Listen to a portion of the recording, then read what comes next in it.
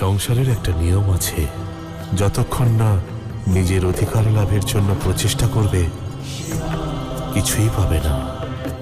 ভেবে দেখলে কোনো জননী, কোনো মা কেবল এক প্রাণের জন্ম দেন না, তার সঙ্গে মূল্যবোধ ও চেতনারও জন্ম দেন।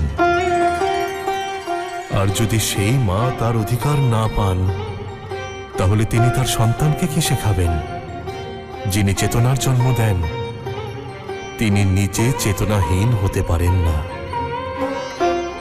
আর তাই অধিকার লাভের জন্য সংগ্রাম করতে হবে, কারণ অধিকারই হল এক উজ্জ্বল ভবিষ্যতের আধার।